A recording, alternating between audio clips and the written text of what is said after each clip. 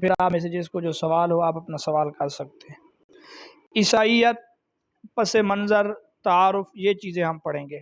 سب سے پہلے تو حضرت عیسیٰ علیہ السلام سے پہلے کے حالات، مذہبی حالت۔ حضرت عیسیٰ علیہ السلام کی آمد سے پہلے یہودی کئی جماعتوں میں تقسیم تھے، کئی فرقوں میں بٹے ہوئے تھے۔ یہودیوں کا ایک فرقہ جو تھا جس کا نام صدوقی تھا، یہ لوگ تو آخرت کے منکر ہو چکے تھے، اور دوسرا فرقہ ان کا تھا جن کو فریسی کہتے تھے، جیسا میں نے کل بتایا، تو یہ آخرت وغیرہ کو تو مانتے تھے، لیکن یہ لوگ بالکل دنیا سے کنارہ کش ہو چکے تھے، اور یہ کہتے تھے اللہ کو پہچاننے کے لیے، اللہ کی معرفت کے لیے دنیا سے کنارہ کشی ضروری ہے۔ تیسرا فرقہ یا تیسری جماعت جو یہودیوں کی تھی، ان کو کہتے تھے کاہن۔ یہ کاہن لوگوں کا اصل کام تو ہیکل کی خدمت وغیرہ یہ کام تھا ان کے ذمہ، لیکن انہوں نے اس چیز کو تجارت بنا لیا تھا۔ تو یہ یہودیوں کی علیہ السلام یعنی حضرت عیسیٰ علیہ السلام کی بعثت سے پہلے کی حالت تھی، ٹھیک۔ جو ان کے احبار تھے یعنی بڑے بڑے عالم تھے، وہ تورات میں تحریف کر رہے تھے، لوگوں کو ان کے مرضی کے مطابق مسئلے بتا رہے تھے، حلال کو حرام کر رہے تھے، ٹھیک۔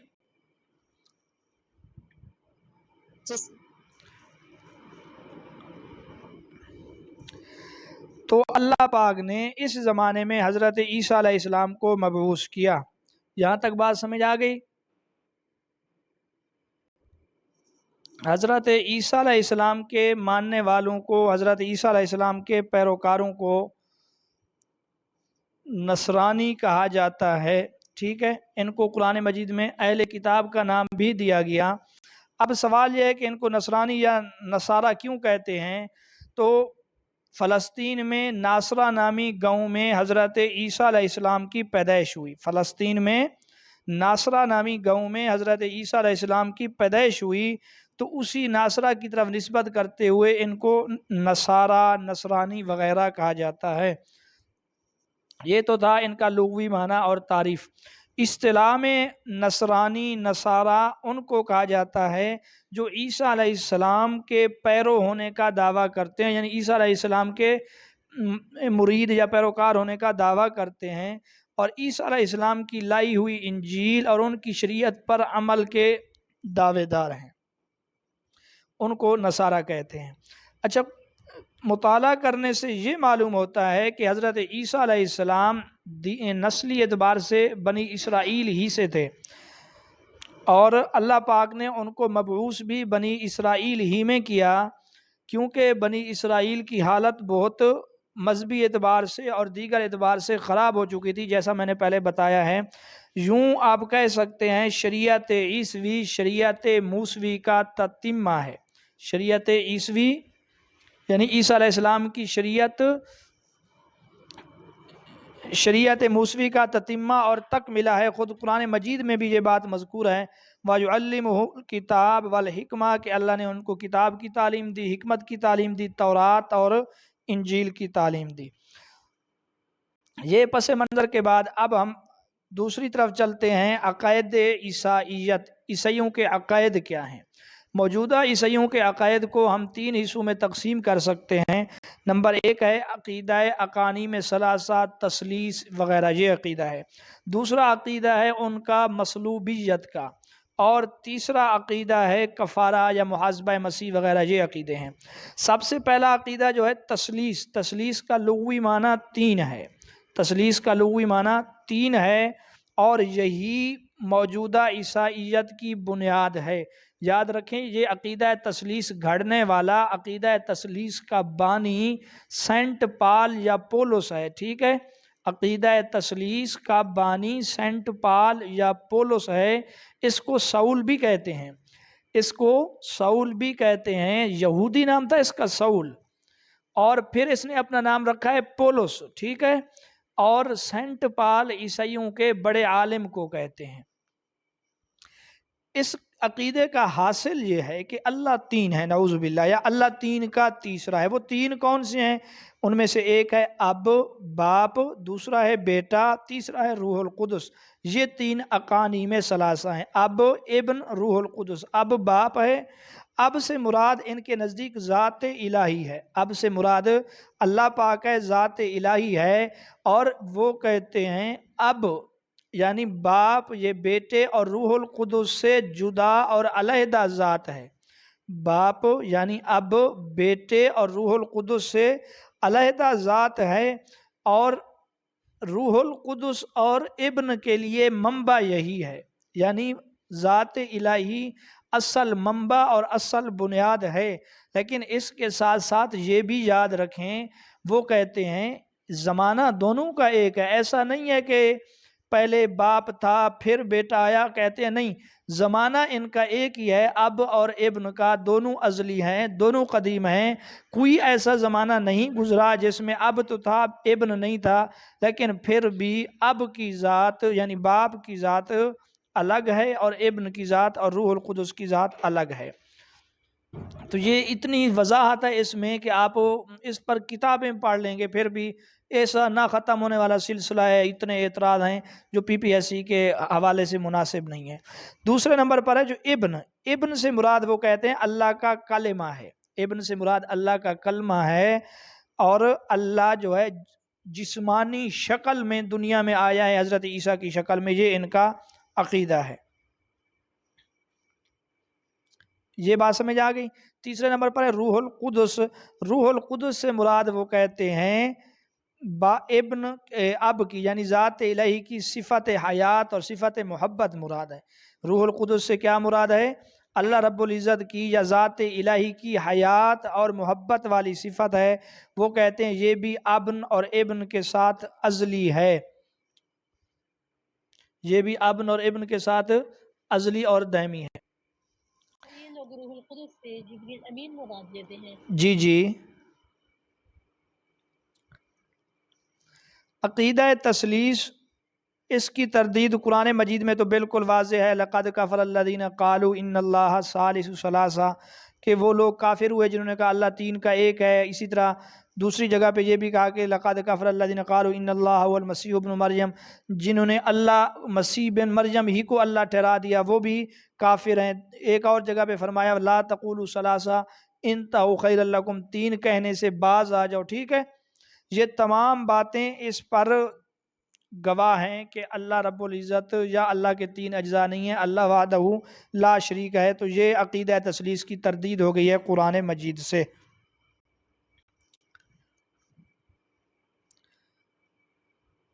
اور یہاں آپ کو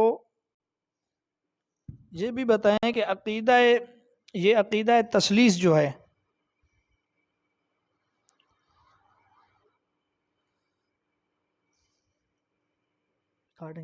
ایک انجیل کی عبارت یہ بھی ہے کہ جاؤ میرے بھائیوں کے پاس، ان سے کہو کہ میں اپنے اور تمہارے حاجت روا اور معبود کے پاس جا رہا ہوں۔ یہ انجیل یوحنا کی عبارت ہے، ٹھیک ہے۔ اسی طرح انجیل لوقا میں ہے کہ انہوں نے کہا جب تم نماز ادا کر لو تو کہو ہمارا حاجت روا وہ ہے جو آسمان پر ہے۔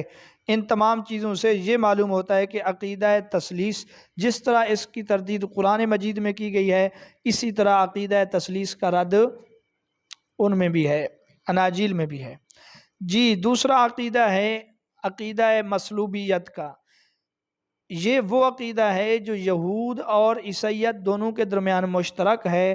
یہودیوں کا بھی عقیدہ ہے حضرت عیسیٰ علیہ السلام کو پھانسی چڑھا دیا گیا، اسی طرح عیسائیوں کا بھی عقیدہ ہے کہ حضرت عیسیٰ علیہ السلام کو پھانسی دیا گیا۔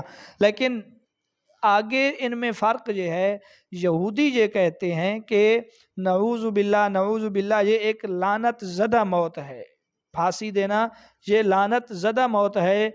اس دور کے یہود کا دعویٰ یہ تھا کہ حضرت عیسیٰ علیہ السلام نعوذ باللہ مسیح کافر ہو گئے ہیں، لہٰذا اس جرم کی وجہ سے ان کو مصلوب کر دیا گیا، ان پر موت طاری کر دی گئی اور وہ ابدی نیند سو گئے ہیں۔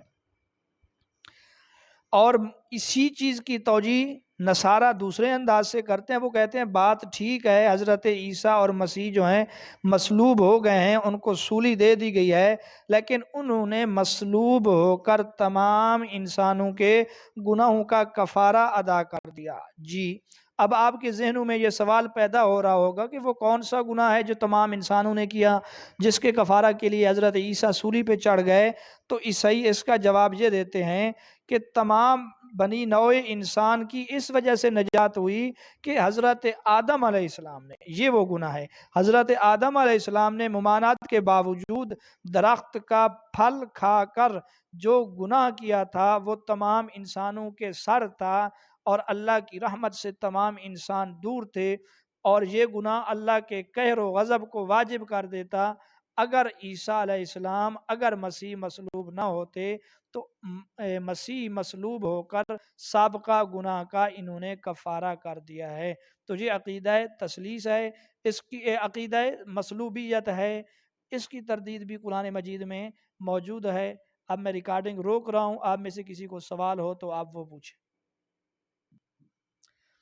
اچھا، عقیدہ کفارہ سے پہلے جس طرح وہ بہن بتا رہی تھی کہ یہ بات بھی ٹھیک ہے، ان کا عقیدہ ہے کہ تیسرے دن حضرت عیسیٰ علیہ السلام یا حضرت مسیح زندہ ہوئے، پھر اپنے حواریوں کے ساتھ کچھ عرصے تک رہے، ٹھیک، تو اس وجہ سے وہ دوبارہ آسمانوں پہ اٹھا لیے گئے. ان کے نزدیک رفع کا معنی یہ ہے کہ ایک دفعہ مصلوب ہوئے، 3 دن تک وہ مصلوب رہے، اس کے بعد زندہ ہوئے.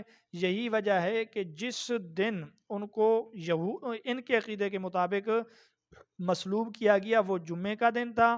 اس جمعے کو وہ گڈ فرائیڈے کہتے ہیں کہ اچھا دن تھا کہ گناہ کا کفارہ ہو گیا. اور اس کے بعد دوبارہ حضرت عیسیٰ علیہ السلام جب آسمانوں پہ ان کے بقول اٹھا لیے گئے، وہ کون سا دن بنتا ہے 3 دن کے بعد؟ اتوار. عیسائیت کا ایک اور عقیدہ کفارہ کا عقیدہ. کفارہ موجودہ عیسائیت کی بنیاد ہے.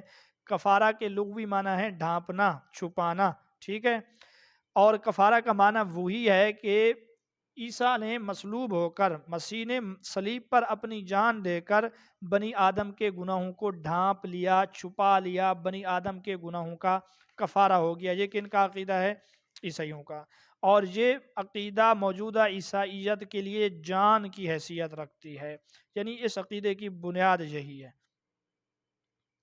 اور عقیدہ کفارہ کا آغاز کب ہوتا ہے؟ یہ عقیدہ کفارہ کی ابتدا کرنے والے شخص وہی پولس سینٹ پال یا سول ہیں. انہوں نے سب سے پہلے یسوع کو خدا کا بیٹا ٹھہرایا تھا، اور انہوں نے ہی سب سے پہلے مصلوبیت کو گناہ کا کفارہ قرار دیتے ہوئے یہی کہا کہ ہمارے گناہوں کے لیے وہ مرے، دفن ہوئے، تیسرے دن کتاب مقدس کے مطابق وہ جی اٹھا. یہ ان کا کہنا ہے. اور اسی طرح ان کا یہ بھی کہنا ہے کہ ہم مسیح کی ایک بار قربان ہونے کے وسیلے سے ہم کیا ہو گئے ہیں؟ پاک ہو گئے ہیں. عقیدہ تثلیث کا رد ہو چکا ہے. عقیدہ مصلوبیت کا رد سورۃ نساء میں صراحتاً مذکور ہے، وما قتلوہ وما صلبوہ ولکن شبہ لہم. اور عقیدہ تثلیث، یہ عقیدہ جو ہے کیا کہتے ہیں؟ عقیدہ کفارہ. اس کے رد کے لیے بھی آپ قرآن مجید کی آیت پڑھ سکتے ہیں. کون سی آیت پڑھیں گے؟ لا تزر وازرۃ وزر اخری، کہ کوئی کسی اور کا بوجھ نہیں اٹھائے گا. ٹھیک ہے، ہر کسی نے اپنا بوجھ ہی، اپنے گناہ ہر ایک کے اپنے سارے، کسی اور کے سارے نہیں ہیں.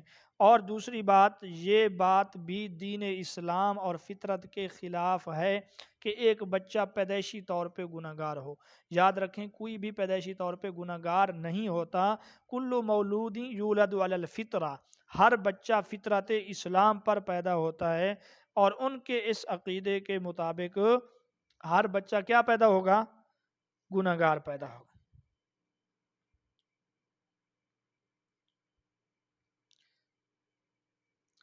اچھا، ایک عیسائی جرمن ہے، جرمن کا ایک عیسائی ہے، وہ کہتا ہے عقیدہ یہ جو کفارہ ہے یہ 3 صدی کے بعد شروع ہوا ہے. یعنی کہ انسان مذہبی پیدائشی طور پہ گناہ گار ہے. یہ عقیدہ کب شروع ہوا؟ 3 صدی کے بعد شروع ہوا. یعنی حضرت عیسیٰ کو گزرے ہوئے 300 سال ہو گئے اس کے بعد۔ اور عہد نامہ قدیم سے بھی عقیدہ کفارہ کی تردید ہوتی ہے کہ جو جان گناہ کرتی ہے وہی دے گی، بیٹا باپ کے گناہوں کا بوجھ نہیں اٹھائے گا اور نہ باپ بیٹے کے گناہ کا بوجھ اٹھائے گا۔ تو جب ایک باپ اور بیٹا اس طرح نہیں کر سکتے تو حضرت عیسیٰ علیہ السلام نے کیوں کر اس طرح کیا ہوگا؟ ٹھیک جی، اب ہم پڑھیں گے مسیحیت کا جو دینی ادب ہے، جو ان کی مذہبی کتابیں ہیں ان کے متعلق۔ یاد رکھیں ان کے مذہبی ادب کو بائبل کہا جاتا ہے، ٹھیک ہے۔ بائبل 2 کتابوں کا مجموعہ ہے، جن میں سے ایک ہے عہد نامہ قدیم اور ایک ہے عہد نامہ جدید۔ یہودی عہد نامہ قدیم کو مانتے ہیں، عیسائی دونوں کو مانتے ہیں۔ عیسائی عہد نامہ قدیم کو بھی مانتے ہیں، جدید کو بھی مانتے ہیں، لیکن عمل وہ کس کے اوپر کرتے ہیں؟ وہ کرتے ہیں عہد نامہ جدید پر۔ عہد نامہ قدیم کے متعلق ہم کل پڑھ چکے ہیں، تو آج ہم عہد نامہ جدید کے متعلق پڑھیں گے۔ عہد نامہ قدیم میں ہم نے پڑھا تھا 39 کتابیں ہیں، 40 سے ایک کم، جبکہ یہودی عیسائی مذہبی ادب عہد نامہ جدید میں 27 کتابیں شامل ہیں۔ کتنی کتابیں شامل ہیں؟ 27۔ جی جی، 39 نہیں، جدید میں 27 ہیں، قدیم میں 39 ہیں۔ عہد نامہ جدید جو عیسائیوں کی ہے، جس پر عیسائی عمل پیرا ہیں، اس میں 27 ہیں، اور جو یہودیوں کی ہے اس میں 39 ہیں۔ عہد نامہ جدید کے حصے۔ عہد نامہ جدید 3 حصوں پر مشتمل ہے۔ نمبر 1 تاریخی کتابیں، نمبر 2 تعلیمی کتابیں، نمبر 3 کتاب مکاشفہ۔ نمبر 3 کیا ہے؟ کتاب مکاشفہ، ٹھیک۔ تاریخی کتابوں میں 5 کتابیں شامل ہیں۔ عہد نامہ جدید کے پہلے حصے یعنی تاریخی کتابوں میں 5 کتابیں شامل ہیں۔ ان 5، یا اس کو آپ یوں بھی کہہ سکتے ہیں، اس کے 5 حصے ہیں۔ ان میں سے ایک انجیل متی ہے، ایک انجیل مرقس ہے، ایک انجیل لوقا ہے اور ایک انجیل یوحنا ہے۔ 4 اناجیل کے ساتھ 5ویں کتاب جو تاریخی کتابوں میں ہے وہ ہے اعمال الرسل، جس کے مصنف لوقا ہیں۔ پہلی تینوں اناجیل کے متعلق مشترک بات یہ یاد رکھیں کہ ان کا انداز بیان کرنے والا ہے، ٹھیک ہے، بیانیہ انداز ہے، بیان کے طرز پہ لکھی گئی ہیں، جبکہ انجیل یوحنا کا انداز بیان فلسفیانہ ہے۔ انجیل یوحنا وہ پہلی انجیل ہے جس میں الوہیت مسیحی کا تذکرہ بھی ہے، جس میں کفارہ انسانیت کا تذکرہ بھی ہے۔ باقی تینوں اناجیل اس چیز سے خالی ہیں۔ آگے سمجھ تو میں آگے چلتا ہوں۔ انجیل متی۔ انجیل یوحنا پہلی انجیل ہے جس میں عقیدہ کفارہ کا ذکر ہے اور حضرت عیسیٰ کے خدا ہونے کا ذکر ہے۔ انجیل متی یہ حضرت عیسیٰ کے حواری متی کی طرف منسوب ہے، اور اس میں حضرت عیسیٰ علیہ السلام کے حالات مذکور ہیں، زندگی کے شروع سے لے کر آسمان تک اٹھائے جانے کے حالات اس میں مذکور ہیں۔ اس کے علاوہ اور بھی بہت سے احکام ہیں۔ اس انجیل کے 28 ابواب جبکہ 1068 آیات ہیں،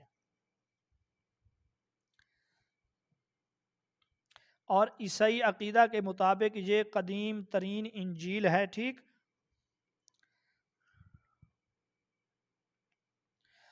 اس کا زمانہ تالیف 60 عیسوی سے 70 عیسوی کے درمیان ہے، اور انجیل متی کے مصنف جو متی ہیں یہ کفر نہوم نامی شہر میں رہتے تھے۔ فلسطین کا ایک شہر ہے جس کا نام ہے کفر، اور اس کے بعد ہے نحوم، کفرا نحوم اس کو کہتے ہیں، ٹھیک ہے۔ اس میں رہتے تھے اور رومی حکام کی جانب سے لوگوں سے عشر وصول کیا کرتے تھے حضرت عیسیٰ کے مصلوب ہونے کے بعد ان کے عقیدے کے مطابق، اور رفع عیسیٰ کے بعد یہ حبشہ میں چلے آئے اور یہیں 70 میں فوت ہوئے۔ یہ بات سمجھ آ گئی تو آگے چلتا ہوں۔ جی، یہ لکھا بھی ہے آپ لوگوں نے، زمانہ تالیف عہد نامہ جدید کی پہلی کتاب، عقیدہ عیسائیت کے مطابق سب سے قدیم کتاب، اور اس میں حضرت عیسیٰ کے حالات مفصل مذکور ہیں، پیدائش سے لے کر آسمان تک اٹھائے جانے، ٹھیک، اور اس میں 28 ابواب 1068 آیات ہیں۔ دوسرے نمبر پہ جو انجیل ہے اس کو کیا کہتے ہیں؟ انجیل مرقس، عہد نامہ جدید کی دوسری انجیل، یہ مرقس کی جانب منسوب ہے۔ اس کو سینٹ مارک بھی کہتے ہیں، سینٹ مارک، اس کے مصنف کو کیا کہتے ہیں؟ Saint Mark. یہ سینٹ مارک جو تھا پطرس کا ترجمان بھی کہلاتا تھا، پطرس کا ترجمان بھی کہلاتا تھا، پطرس کا شاگرد بھی کہلاتا تھا۔ پطرس کون ہے؟ اب آپ سوچ رہے ہوں گے کہ پطرس کہاں سے آ گیا؟ تو پطرس جو ہے حضرت عیسیٰ کے شاگردوں میں سے ایک شاگرد ہے۔ بات سمجھ آ گئی؟ تو آگے چلتے ہیں۔ اور یہ پطرس وہی شخص ہے جس نے اسکندریہ کا کلیسا قائم کیا تھا، اسکندریہ کا کلیسا قائم کرنے والا بھی یہی پطرس ہے۔ اس کو 68 عیسوی میں، یعنی 70 سے 2 عیسوی قبل اس کو قتل کر دیا گیا تھا۔ اس کا زمانہ تالیف 60 اور 70 کے درمیان بدلا، 67 اور 70 کے درمیان، 60 اور 70 پہلا تھا، اس کا ہے 67 اور 70 کے درمیان زمانہ تالیف ہے اس کا۔ اور یہ انجیل روم میں لکھی گئی ہے۔ اس انجیل کے 16 ابواب ہیں۔ اس انجیل کے کتنے ابواب ہیں؟ 16۔ اس مرقس کو انجیل انگلش میں مارک بھی کہتے ہیں، MARK، مارک۔ انجیل لوقا عہد نامہ جدید کی تیسری کتاب انجیل لوقا ہے۔ مصنف کا پورا نام لوکس تھا، پھر تخفیف کرتے کرتے نام اس کا لوقا رکھ دیا گیا۔ یہ ایک غیر یہودی طبیب تھا۔ یہ کیا تھا؟ ایک غیر یہودی طبیب تھا، انطاکیہ کا رہنے والا تھا، ٹھیک ہے۔ اس کے 24 ابواب ہیں۔ اس کے کتنے ابواب ہیں؟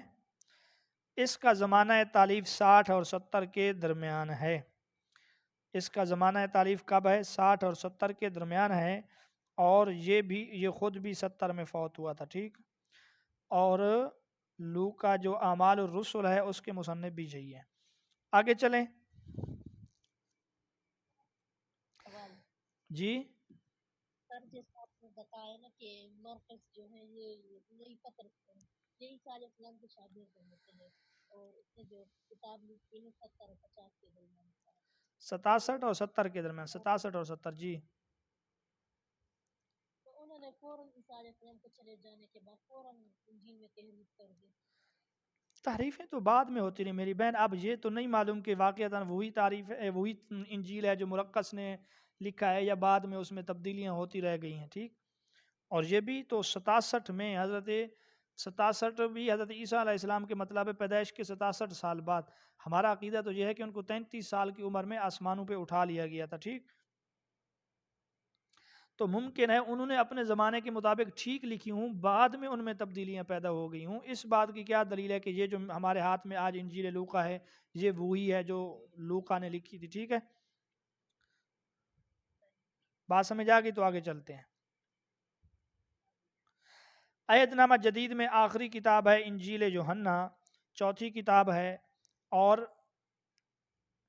یہ یوحنا نامی شخص کی تالیف ہے۔ 21 اس میں ابواب ہیں۔ اشیاء کوچک کا یہ باشندہ تھا۔ اس کا زمانہ تالیف 80 اور 90 کے درمیان کا عرصہ بتلایا جاتا ہے، ٹھیک ہے۔ اور اسی نے اپنی اس انجیل میں ایسے فلسفیانہ نکات بیان کیے جن سے مسیح کے خدا کا بیٹا ہونے کا عقیدہ راسخ ہوتا ہے۔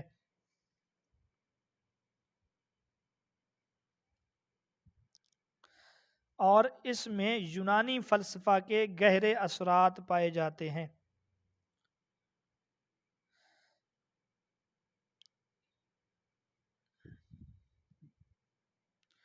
یہ بات سمجھ آ گئی آپ لوگوں کو؟ جی۔ اس کے بعد عہد نامہ جدید کے پہلے حصے میں 5ویں کتاب ہے اعمال الرسل۔ اس کا مصنف بھی لوقا ہے، اور اس میں تاریخ مسیحیت کے ابتدائی 70 سال کی کوششوں کو بیان کیا گیا ہے اعمال الرسل میں، ٹھیک۔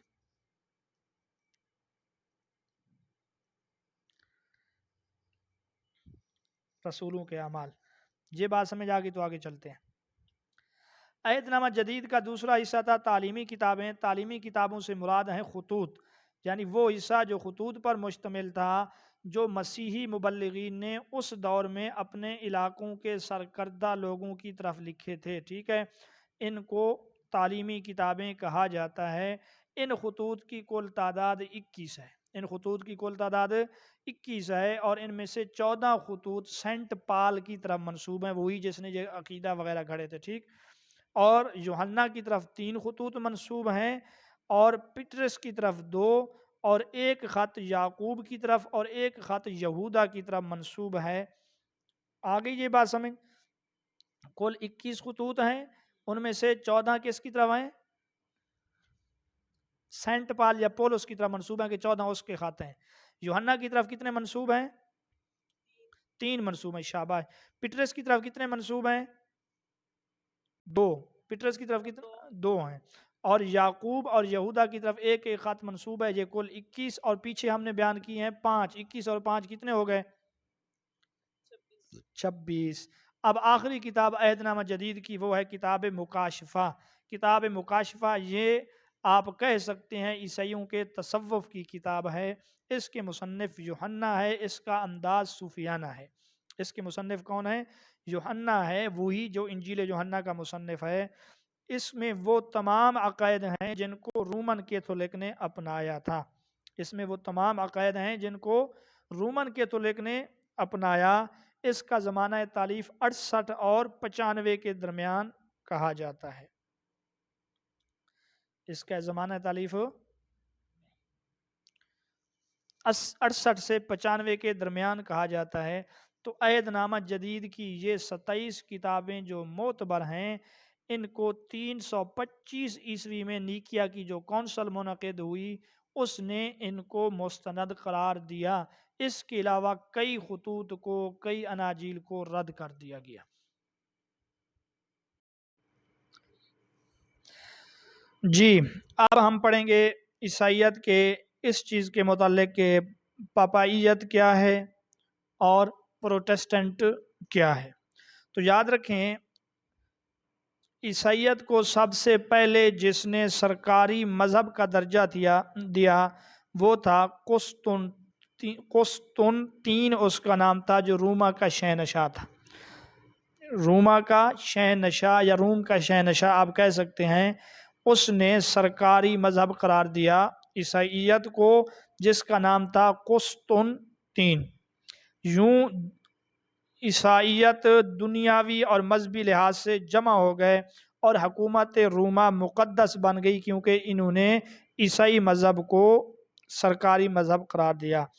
اس دور میں جب یہ کام کیا جا رہا تھا تو کلیسا کا انتظام، کلیسا ان کی عبادت گاہ کو کہتے ہیں، 5 بڑے پادریوں کے سپرد تھا، جنہیں انگریزی میں جو ہے پرسٹ کہا جاتا تھا، جو انگریزی میں فادر کا ہم معنی لفظ ہے، ٹھیک ہے، PATRIASHS، ٹھیک ہے، یہ کہا جاتا تھا PATRIACHS، باقی مجھے نہیں پتا اس کو کیا کہتے ہیں۔ PATRIACHS۔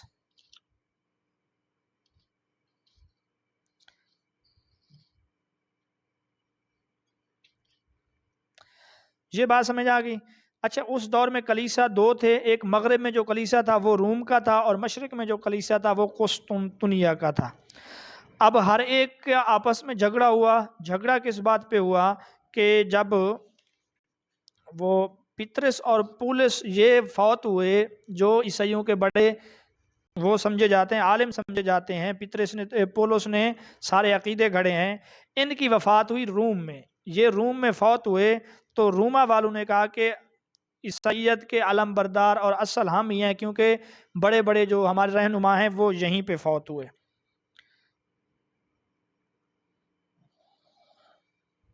آگے یہ بات سمجھ،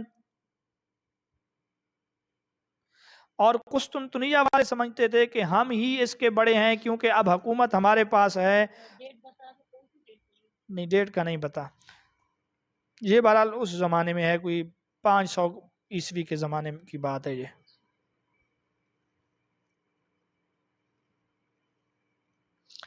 تو یہاں سے ان کے درمیان بحث و مباحثے، مناظرے اور جھگڑے یہ چیزیں چلتی تھیں۔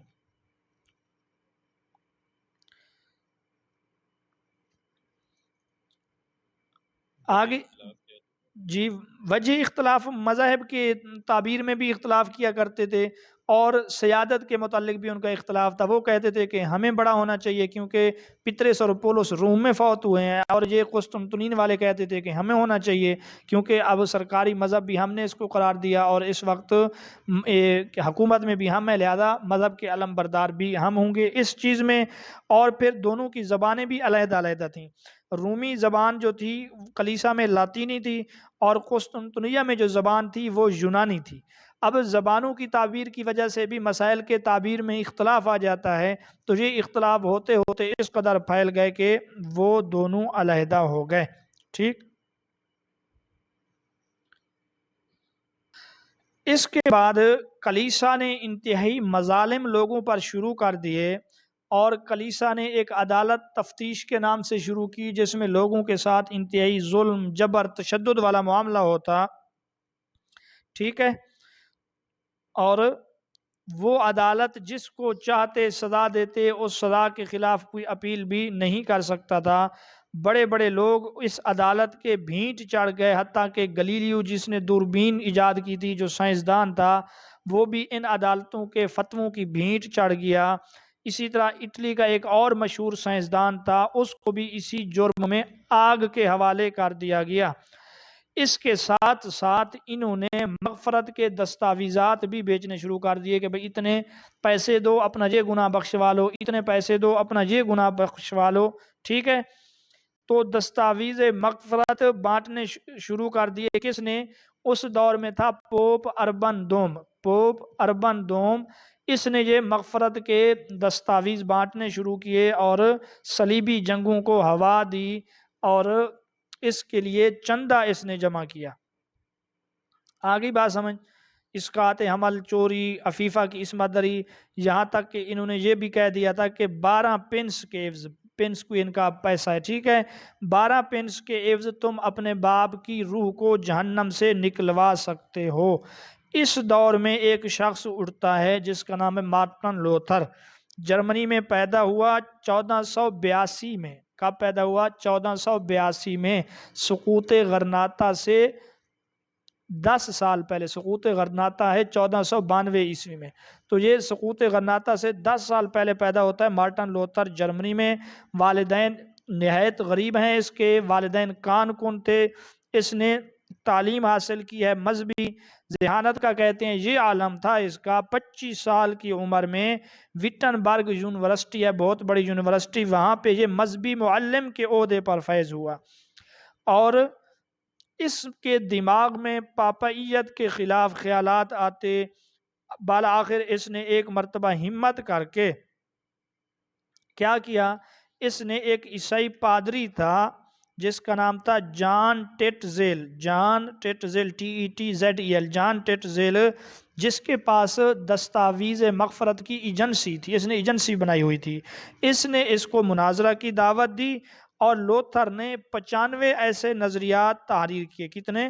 دعوت مناظرہ کے بعد 95 نظریات ان کے تحریر کیے، اور اس کو خوش خط کروا کے لکھوا کر اس نے 21 اکتوبر 1517 عیسوی میں مقامی گرجا کے صدر دروازے پر اس نے لٹکائے۔ ٹھیک، اس کے خلاف دستاویز مغفرت کے خلاف جب اس نے یہ ہمت کی تو لوگ اٹھ کھڑے ہوئے، اور مارٹن لوتھر کی حمایت میں پھر اس کے بعد 1530 عیسوی میں، 1527 میں اس نے یہ کیا نا، بغاوت کا اعلان کیا۔ 1530 میں ایک فرمان جاری کیا جاتا ہے جس میں مارٹن کے نظریات کو قابل نفرت اور قابل لعنت ٹھہرایا جاتا ہے، اور اس کو مارٹن لوتھر کی قیام گاہ پر پہنچا دیا جاتا ہے کہ یہ قابل نفرت ہے، قابل لعنت ہے۔ مارٹن لوتھر نے مزید ہمت کرتے ہوئے اس فتوے کو جو پاپائیت نے جاری کیا، اس کو نظر آتش کر دیا اس نے۔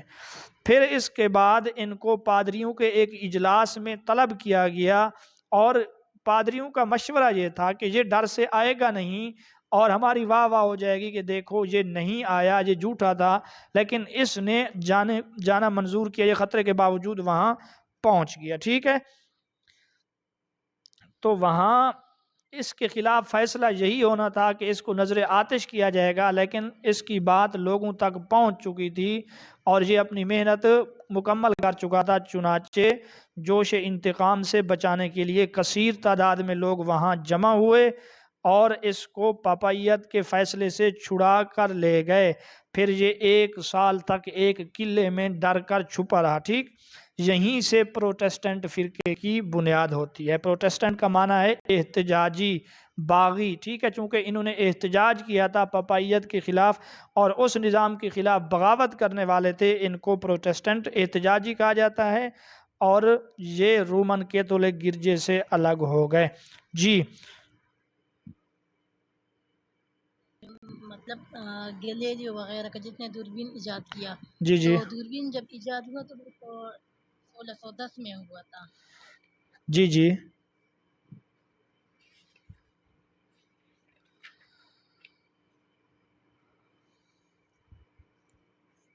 تو اور یہ جو آپ نے نیم دیا کہ 1442، تو یہ اتنے ٹائم بعد یہ کے خلاف مطلب یہ میں نے بغاوت کی۔ 1442 کیسے کہا؟ اور آپ نے کہا کہ وہ جو نیم دیا کہ وہ پیدا ہوئے، اس نے اس کے خلاف بغاوت کی، تو نہیں، یہ جو آپ نے شاید میری بات نہیں سمجھی، میں نے صرف ان کے مظالم کا خاکہ بیان کیا تھا کہ ان کے مظالم کے بھینٹ یہ لوگ چڑھے تھے، ٹھیک ہے۔ اب پروٹسٹنٹ کا جب فرقہ وجود میں آیا پھر بھی ان کے مظالم نہیں رکے، لوگوں نے مارٹن لوتھر کو بچا لیا اور مارٹن لوتھر نے اپنے الگ ایک جماعت کی بنیاد رکھ دی، لیکن پاپائیت کے پھر بھی اثرات رہے۔ پاپائیت نے ظلم کو جاری رکھا ہے 1800 تک۔ کب تک؟ 1808 تک یہ عدالتیں جاری رہی ہیں، تو 1600 والا بھی اس میں آ جاتا ہے، ٹھیک۔ ان عدالتوں کو انہوں نے 1481 سے شروع کیا، 1808 تک یہ عدالتیں جاری رہیں۔ ان عدالتوں کے بھینٹ کہا جاتا ہے 3,40,000 کے قریب لوگ نظر آتش ہوئے، ٹھیک۔ اب بات سمجھ آ گئی؟ نہیں آئی بہن؟ سر آواز کٹ گئی، کتنے لوگ نظر آتش ہوئے؟ 3,40,000 لوگ، اور 32,000 ایسے تھے جن کو نظر آتش کیا گیا۔ تو آپ کو بات سمجھ آ گئی یا نہیں آئی؟ ہاں، تو گلیلیو کو اپنے زمانے میں انہوں نے نظر آتش کیا ہے، اپنے زمانے میں اس کو سزا دی ہے، کیونکہ انہوں نے 4 صدیاں لوگوں کو اس زنجیر میں جکڑ کے رکھا ہے۔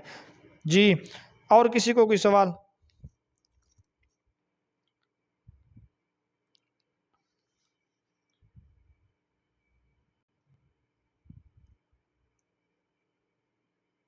سر یہ آپ کسی بک سے کروا رہے ہیں؟ جی کتاب ہے، جی بالکل۔ یہ کتاب مذاہب، مطالعہ مذاہب عالم بھی ہے، مطالعہ مذاہب عالم ہے، اور دوسرا ہے مذاہب عالم کا تقابلی مطالعہ، ٹھیک ہے، اس طرح کی کتاب ہے۔ سر آواز کٹ رہی ہے۔ مذاہب عالم ایک تقابلی مطالعہ ایک کتاب یہ ہے، اور ایک ہے مطالعہ مذاہب عالم، پروفیسر محمد نواز چودھری کی ہے۔ جی، آخری بات کی طرف بڑھتے ہیں، مسیحی رسمیں اور تہوار۔ عیسائیت کی پہلی رسم کا نام ہے بپتسمہ، ٹھیک ہے۔ یہ ایک غسل ہے جو دائرہ عیسائیت میں داخل ہونے والے کو دیا جاتا ہے۔ اس غسل کے بغیر کسی کو بھی عیسائی تسلیم نہیں کیا جاتا۔ اس تعریف سے آپ یہ بات بھی سمجھ چکے ہوں گے کہ عیسائی ایک تبلیغی مذہب ہے، اور اس رسم کی پشت اور بنیاد عقیدہ کفارہ پر ہے کہ عیسائیوں کا عقیدہ ہے بپتسمہ لینے کے بعد انسان یسوع مسیح کے واسطے سے ایک بار مر کر حیات ثانیہ پا جاتا ہے، موت کے ذریعے اسے اصل گناہ مل جاتی ہے، ٹھیک ہے۔ اور یہ غسل اس طرح دیا جاتا ہے کہ جو یہ غسل لینا چاہتا ہے اس کو کمرے میں لٹا دیا جاتا ہے، اس کا منہ مغرب کی طرف کر کے، جو اس کو غسل دینے والا ہے وہ مغرب کی طرف ہاتھ پھیلا کر کہتا ہے اے شیطان میں تجھ سے اور تیرے ہر عمل سے دستبردار ہوتا ہوں. یہ بپتسمہ لینے والا کہتا ہے، دینے والا نہیں کہتا. ٹھیک ہے. مغرب کی طرف رخ کر کے یہ بات کہتا ہے، مشرق کی طرف رخ کر کے پھر یہ عیسائی ہونے کا اعلان کرتا ہے. اس کے کپڑے اتار کر اس کو پورے جسم پر تیل لگاتے ہیں. اس کے بعد ایک حوض ہے، اس میں ڈال دیا جاتا ہے. اس کے بعد سفید کپڑے پہنائے جاتے ہیں. عشاء ربانی دائرہ عیسائیت میں داخل ہونے کے لیے بپتسمہ ہے، داخل ہونے کے بعد جو ہے وہ عشاء ربانی حضرت مسیح کی قربانی کی یادگار کے طور پہ مناتے ہیں. وہ یوں کہتے ہیں کہ جس دن حضرت مسیح گرفتار ہوئے تھے اس سے پہلے والی جو رات ہے، اس شام کو جو آپ نے کھانا کھایا گرفتاری سے پہلے، یہ اس کی یاد میں مناتے ہیں.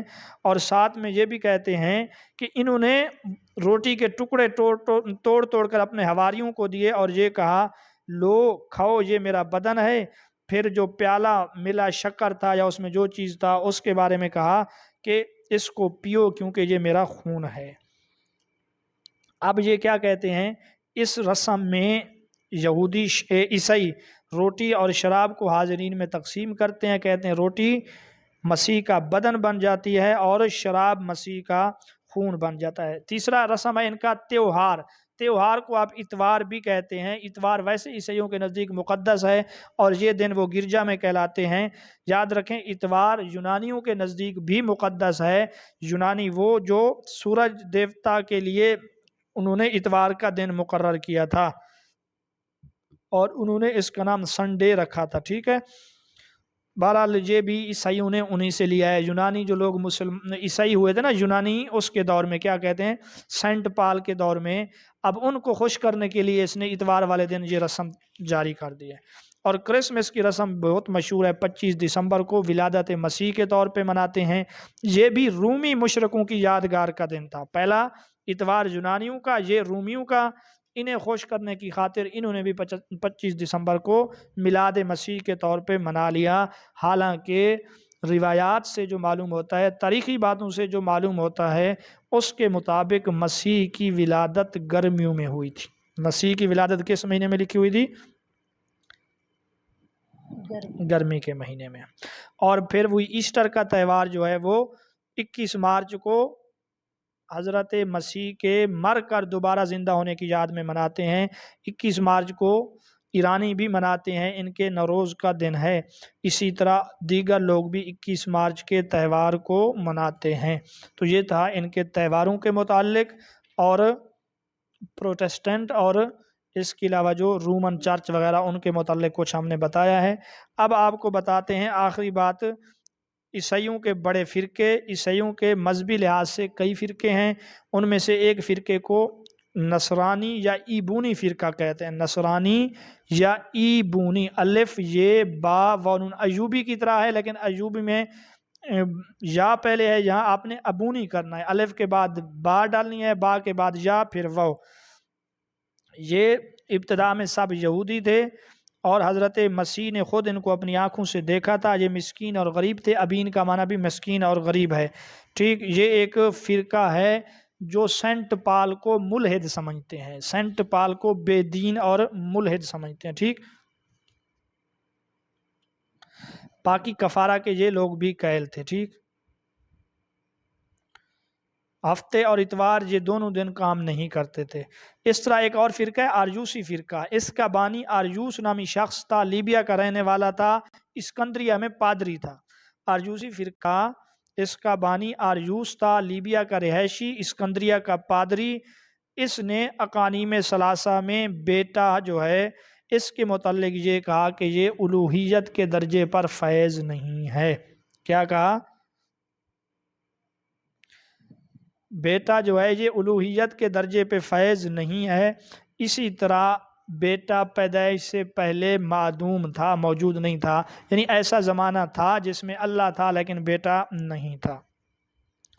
اس پر بھی 325 میں فتویٰ لگا دیا گیا نیکیا کی کونسل نے کہ جو شخص یہ دعویٰ کرے کسی وقت بھی خدا کا فرزند موجود نہ تھا یا پیدا ہونے سے قبل وہ معدوم تھا یا نیست تھا، یا کسی مادہ یا جوہر سے اس کی تخلیق ہوئی تو یا وہ ربانی نہیں ہے یا وہ مخلوق متغیر اور حادث ہے تو کلیسا مقدس ایسے شخص کو ملعون قرار دیتا ہے. ٹھیک.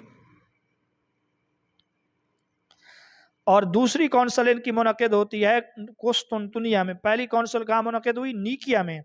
دوسری کونسل منعقد ہوئی قسطنطنیہ میں، جس میں صاف لفظوں میں ارجوسی کا نام لے کر ان کو کافر قرار دیا. پہلے تو نظریات پہ فتویٰ لگایا گیا کہ جو یہ نظریے رکھے وہ کافر ہے. دوسری کونسل میں یہاں تک کہہ دیا گیا کہ ارجوسی فرقے سے جس کا تعلق ہے وہ کافر ہے. تیسرا فرقہ ہے نستوری، نستورہ راہب وغیرہ. یہ ٹھیک ہے، یہ انہوں نے عیسائیوں کے جو عقائد تھے جمہور سے کہ ان سے اختلاف کیا. اس کا بانی نستورس نامی ایک شخص تھا. یہ قسطنطنیہ میں پادری تھا.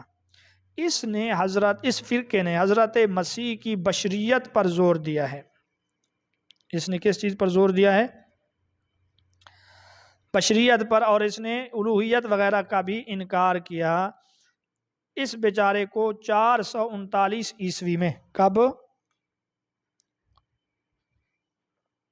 439 ہجری میں، عیسوی میں، 439 عیسوی میں اس کو جلا وطن کیا گیا. پھر یہ جلا وطنی کی زندگی میں اس نے وہاں پہ وفات پائی ہے. باقی آج کل یہ فرقہ موجود نہیں ہے. اچھا، ایک اور فرقہ ان کا آئیکونولاسٹک فرقہ بھی ہے. آئیکونولاسٹک فرقہ یہ بت پرست فرقہ ہے. یہ وہ فرقہ ہے جنہوں نے اپنے گرجوں میں، کلیسوں میں حضرت مسیح کے، حضرت مریم کی مورتیاں بنا لی ہیں. ٹھیک. اب آپ میں سے کسی کو کوئی سوال ہو تو وہ اپنے سوال کرے، ورنہ پھر آگے چلتے ہیں. سر یہ آریوسی اور نستورہ فرقہ میں کیا فرق کیا ہے ان میں؟ جی، آریوسی فرقے نے یہ کہا ہے کہ وہ جو ہے نا بیٹا جو ہے وہ الوہیت کے درجے پہ فائز نہیں ہے. ہاں، ایک اس نے یہ بات جو فرق والی ہے وہ یہ ہے کہ یہ کسی درجے میں خدا ہے، کچھ معنوں میں خدا ہے، لیکن یہ حقیقت میں الوہیت کے درجے پہ فائز نہیں ہے. اور ساتھ میں اس نے یہ بھی کہا ہے کہ ایسا دور تھا کہ یہ معدوم تھا، موجود نہیں تھا. ٹھیک. جی جی. سر یہاں جو عیسائی ہے وہ زیادہ ہے، یہ کیتھولک فرقے سے تعلق رکھتے جی ہیں. جی، ہمارے کیتھولک فرقے سے تعلق رکھتے ہیں. جی، یہ کون سا فرقہ ہے؟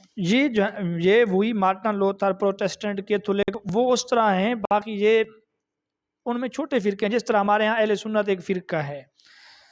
اہل سنت میں پھر آگے کئی فرقے ہیں. اہل سنت ایک وہ ہے جماعت ہے، اس کے نیچے بریلوی ہیں، دیوبندی ہیں، اہل حدیث ہیں. یہ اپنے آپ کو سارے اہل سنت کہتے ہیں نا. اسی طرح پھر کیتھولک میں اور دیگر میں فرق ہے. ٹھیک. کیتھولک وہ ہیں جو اپنا مرکز جو ہے نا اس کو قرار دیتے ہیں پاپائے روم کو اپنا مذہبی رہنما کہتے ہیں، اور ان کا مرکز جو ہے روم میں ہے. اور جو مشرقی تقلید پسند ہیں، جی جی، فرانس میں ہے. نہیں فرانس میں نہیں، اٹلی میں. جی. اور جو مشرقی تقلید پسند ہیں ان کا مرکز روس میں ہے. اور پروٹسٹنٹ فرقہ جو ہے نا امریکہ اور یورپ میں پائے جاتے ہیں، ان کا کوئی خاص مرکز نہیں ہے اس طرح. سر یہ کیتھولک اور سینٹ پال جو تھے یہ ایک ہی زمانے کے اندر پائے جاتے ہیں؟ کیتھولک تو پہلے سے چلا آ رہا ہے.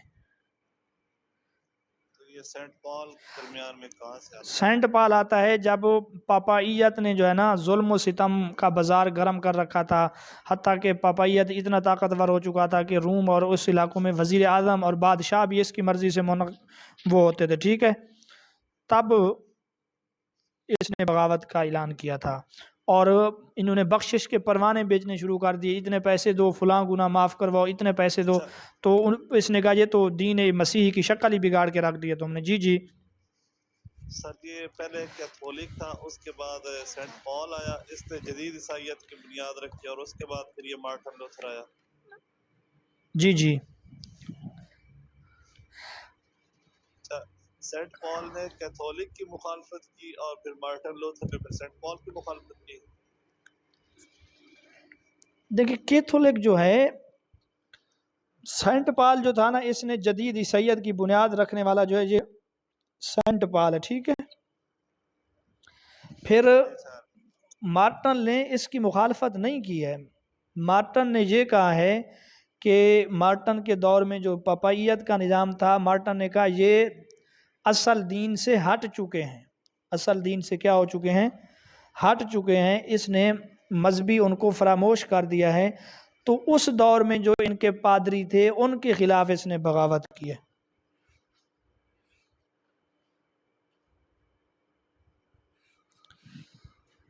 بات سمجھ آ گئی؟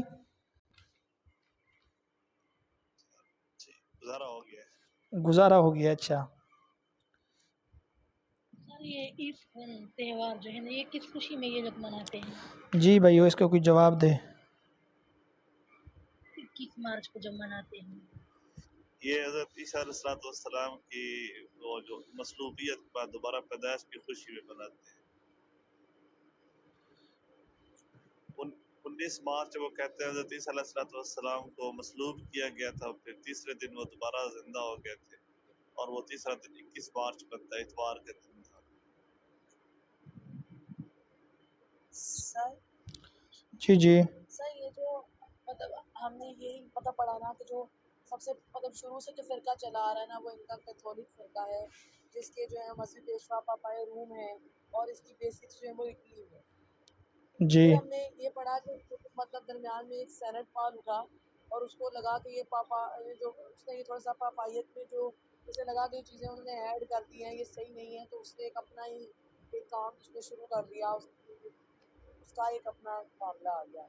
سر میری یہ جو پروٹسٹنٹ اور مشرقی تقلید پسند ہے، یہ کب پیدا ہوئے؟ یہ کب پیدا ہوئے؟ آپ نے سمجھا ہی کیا نہیں یہ ہے. پروٹسٹنٹ اور مشرقی تقلید پسند یہ ایک ہی چیز ہے یا دو ڈفرینٹ چیز؟ آپ کو بات سمجھ ہی نہیں آئی ہے. جی قدیم ایران کا مذہب ویدک دھرم کے مشابہ تھا، یعنی دونوں میں مظاہر پرستی، فطرت پرستش کی جاتی تھی.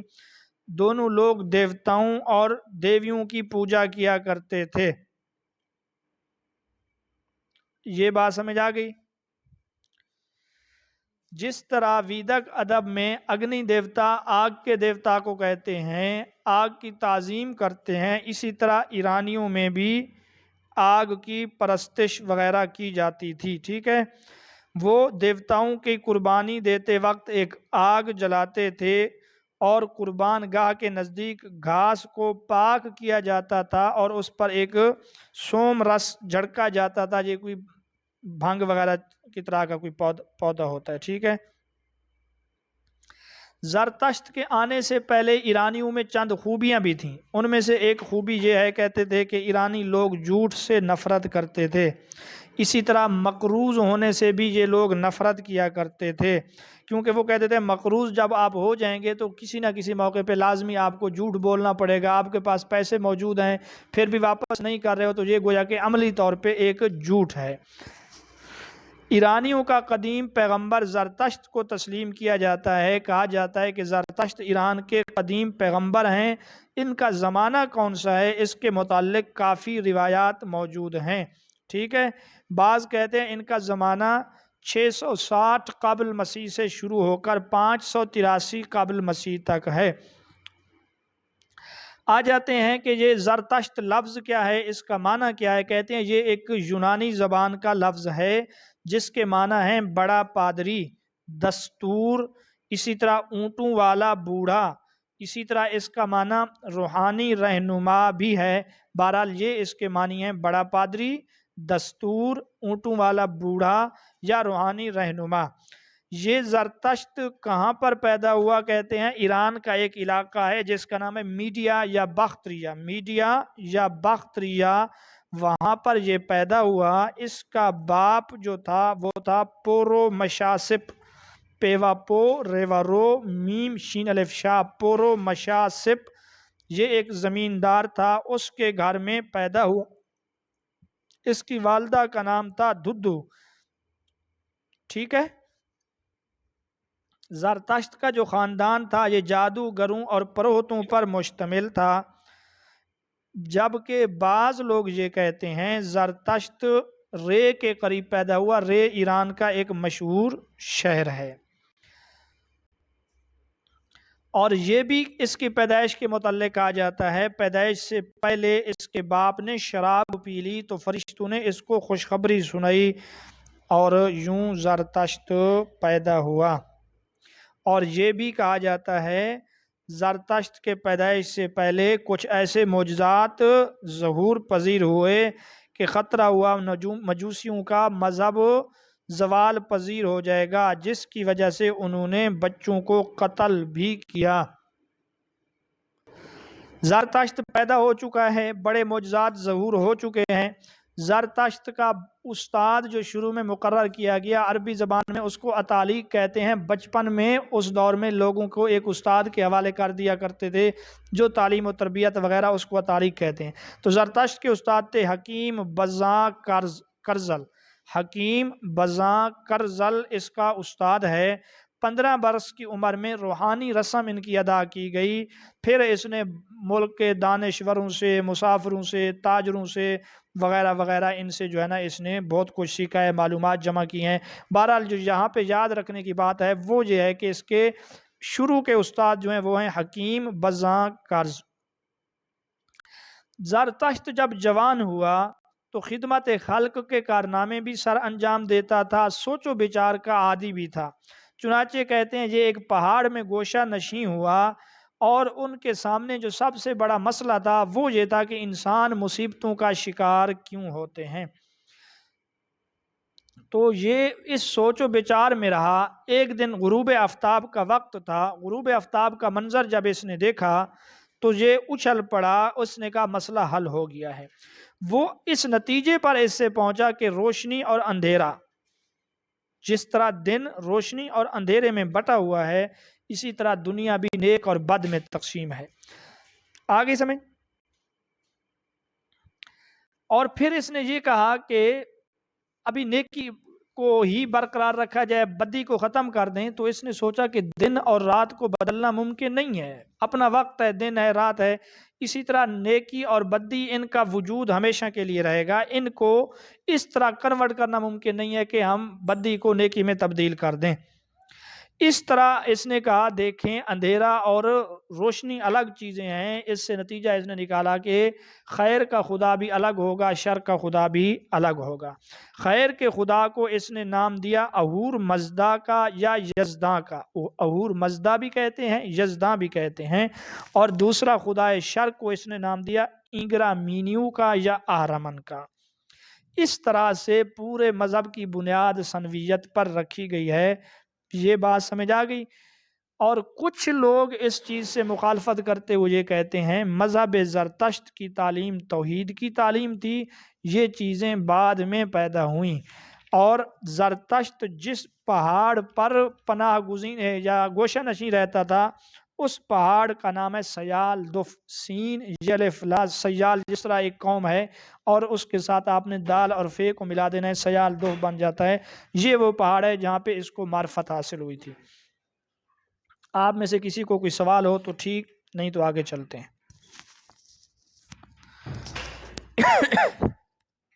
سر سمجھ آ گئی. جی. دین زرتشت میں خدا کی صفات کو مشخص کر کے 7 غیر فانی ہستیاں قرار دی گئی ہیں. دین زرتشت میں خدا کی صفات کو مشخص یعنی شخص میں کنورٹ کر کے انہوں نے یہ کہا کہ 7 غیر فانی ہستیاں ہیں. یوں بھی سوال پوچھا جاتا ہے کہ اوسطا وغیرہ میں کتنی غیر فانی ہستیوں کا ذکر ہے، تو وہ 7 ہیں، جن میں جو سر فہرست ہے وہ مزدہ ہے. باقی جو صفات ہیں وہ عائشہ ہے جس کا معنی صداقت، نیک خیالات، سچا، نعمتوں کا مالک، غیر فانی، تقوی اور دیندار وغیرہ. جی آگے چلتے ہیں. زرتشت کو یہ معرفت کس طرح حاصل ہوئی؟ کہتے ہیں کہ زرتشت نے 7 سال تک چپ کا روزہ رکھا. کتنے سال تک؟ 7 سال تک چپ کا روزہ رکھا. یہ غور و فکر میں، مراقبے میں رہا عرفان اور نروان کے حصول کے لیے.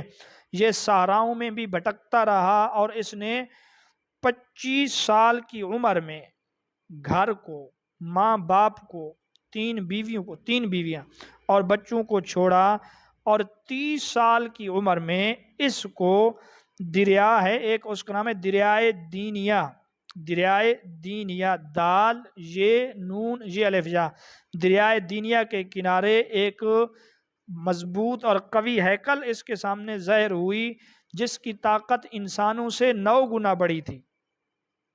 اس کا نام تھا وہو مانا یا بہمن، جس کا معنی ہے اس مذہب کے مطابق نیک خیالات، جس طرح میں نے ابھی آپ کو بتایا اس کا نام تھا وہو مانا۔ اس نے وہاں سے زرتشت کو لیا اور اہورا مزدا کے دربار میں پہنچا دیا۔ تو یہ زرتشت اس شخصیت کے ساتھ کہاں پہ پہنچ گیا؟ اللہ کے دربار میں، اہورا مزدا کے پاس۔ اہورا مزدا کا جب زرتشت کا آمنا سامنا ہوا تو زرتشت نے پوچھا کہ آپ کون ہیں، آپ کن لوگوں میں سے ہیں، اس سے پوچھا ہے، ٹھیک ہے، بلکہ زرتشت سے سوال ہوا کہ آپ کون ہیں، کن لوگوں میں سے ہے، تمہاری منتہا آرزو کیا ہے، یعنی آرزو کی انتہا کیا ہے، سرگرمی کیا ہے، عمل کیا ہے۔ تو اس نے کہا کہ میں اپنے خاندان کا ایک باشندہ ہوں، سپ نما ان کے خاندان کا نام تھا، راستی میری آرزو ہے، یعنی سچائی میری آرزو ہے، سرگرمی میری یہ ہے کہ میں راستی اور سچائی پر عمل پیرا ہو سکوں۔ پھر فرشتہ کہتے ہیں ان کو روحانی دنیا میں لے گیا، وہاں سے اس کو نبوت ملی ہے زرتشت مذہب کے مطابق 30 سال کی عمر میں۔ یہ اس کو نبوت ملنے کا قصہ ہے کہ 7 سال تک چپ کا روزہ رکھا ہے اس نے، 25 سال سے اس نے 3 بیویاں گھر بار چھوڑ کے یہ دریا کے کنارے رہنے لگا۔ وہاں ایک شخص ظاہر ہوا جس کا نام تھا واہو مانا، جس کا معنی ہے نیک خواہشات خیالات۔ اس نے سوال کیے آپ کون ہیں، کیا ہیں؟ پھر جب اس نے یہ کہا میری مقصد راستی ہے، اس کے اوپر عمل پیرا ہے، وہ اس کو لے گیا اہورا مزدا کے دربار میں، وہاں اس کو نبوت ادا کی گئی، 30 سال کی عمر میں یہ واپس آ گیا ہے۔ جی